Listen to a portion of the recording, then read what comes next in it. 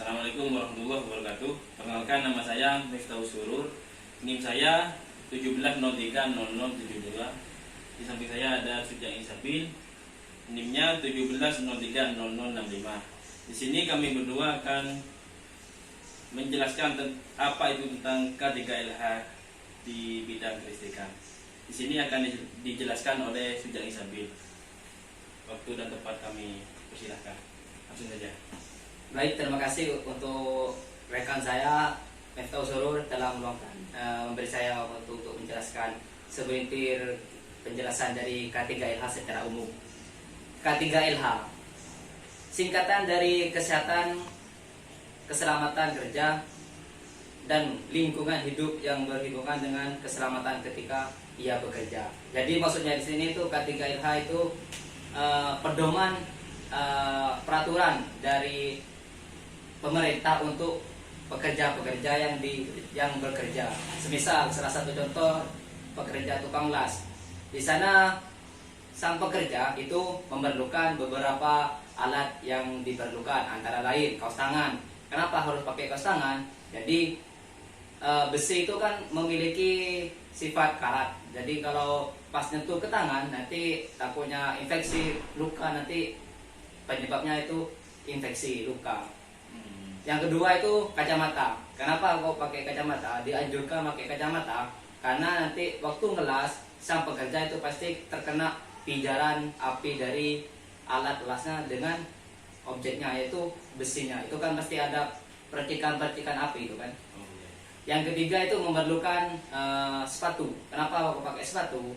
Objek pasti yang dikerjakan oleh sang pekerja itu besi. Besi itu keras, nanti takutnya ada potongan-potongan besi yang menancap di kakinya. Jadi untuk helm itu masih tidak dianjurkan, tidak terlalu dianjurkan. Yang dianjurkan itu kalau di bidang pengelasan itu ada 3, yaitu memakai kaos tangan dan memakai kacamata, juga sepatu. Di sini penjelasan K3LH secara singkat.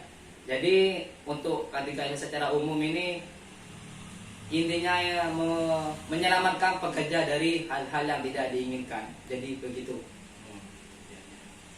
Selanjutnya sesi tanya jawab.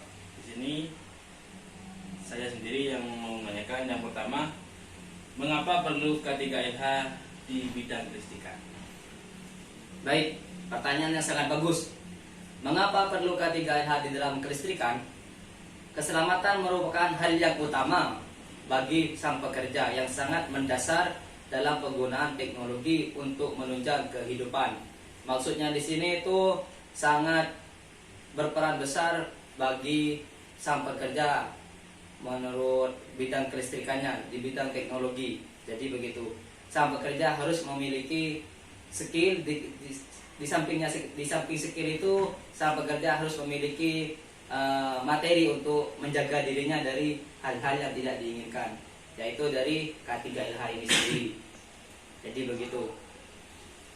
Yang kedua, apa dan tujuan K3LH di dalam kelistrikan? Yang pertanyaan kedua itu mengenai apa dan tujuan K3LH kelistrikan. Baik. Tujuan dari K3LH di dalam kelistrikan ini ada beberapa yang bisa disampaikan. Keselamatan kerja listrik adalah keselamatan kerja yang bertalian dengan alat, bahan, proses, tempat. Di sini ada alat. Mengenai alat, tujuan. Mengenai alat, tujuan dari alat ini apa? Yang pertama, seperti kayak tadi, pemisalan kaos tangan. Alat kaos tangan itu perlu dipakai sang pengelas dari karat-karatnya besi. Yang kedua itu mengenai bahan. Sang pekerja harus mengetahui bahan apa yang dikerjakan. Jadi semisal sang petani memerlukan bahan cangkul. Jadi K3LH-nya itu harus waspada dengan kakinya. Jadi takutnya dikena cangkul gitu. Itu merupakan salah satu materi singkat dari K3LH. Kalau di bidang kelistrikan itu mengenai alatnya itu mengenai kelistrikan, listrik. Sang pekerja harus menyediakan setang. Masa ya ada kabel memotong kabel dengan keadaan on dikocek dengan tangan kosong, itu kan mustahil. Mustahil. Ya. Berarti harus pakai setang. Nah, Pakai alat.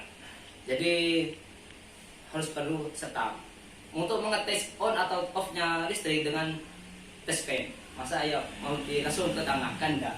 Jadi perlu test pen alatnya. Jadi begitu. Untuk proses tujuan kelistrikan itu ya harus memahami step by stepnya dari kegiatan itu.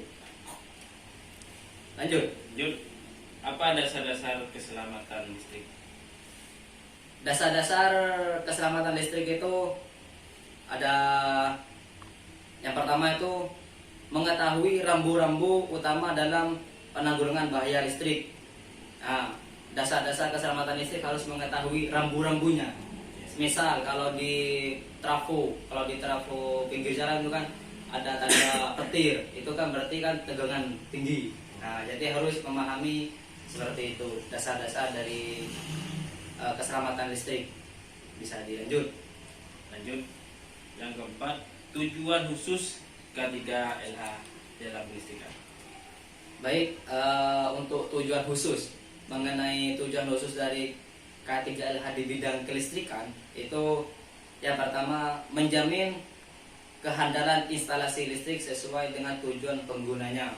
Jadi di sini maksudnya ini menjamin keselamatan sang pekerja juga demi keamanan sang pekerja juga agar supaya tidak ada gangguan sampai ke konsumen. Nanti misal ada gangguan di suatu jalan, pinggir jalan, di kabel sutek ataupun di kabel, Biar tidak membahayakan. nah biar tidak membahayakan sang pekerja, biar tidak merugikan ke konsumen juga. Nanti kan padam nanti. Jadi begitu. Yang kedua itu mengenai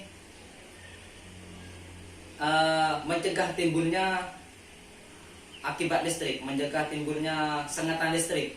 Itu sangat perlu dipahami juga bagi sang pekerja di bidang kelistrikan, yaitu bahaya sentuhan langsung. Jadi itu dianjurkan harus pakai alat tadi, entah itu pun setang ataupun test pen. Sentuhan tubuh manusia dengan kawat penghantar. Jadi itu dari kabel jangan langsung dipegang, maksudnya gitu kan. Pakai isolator. Gitu. Pakai isolator dulu, jadi pakai alat. Untuk yang selanjutnya itu sudah. Yang terakhir, penyebab bahaya listrik.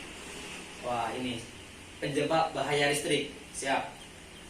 Mungkin saya cuman menjawab satu ataupun dua dari pertanyaan sampean itu, soalnya penyebab dari bahaya listrik itu secara umum pasti banyak. Yang pertama itu jaringan dengan penghantar telanjang. Maksud telanjang ini bukan telanjang itu ya. Iya. Maksudnya itu kabel terkelupas, Kabel kau.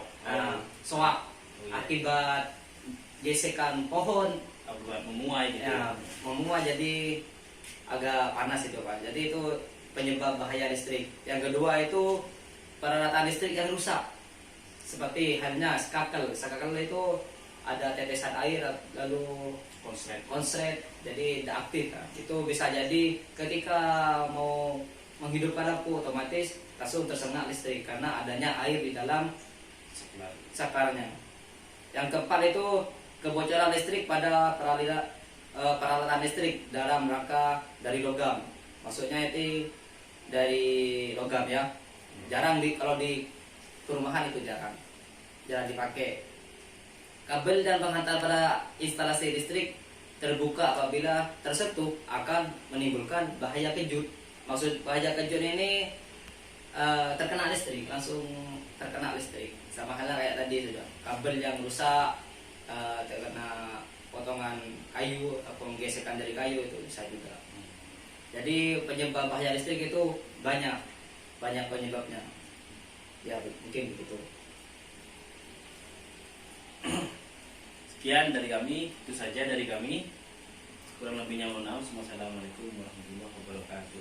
Waalaikumsalam warahmatullahi wabarakatuh. Oke.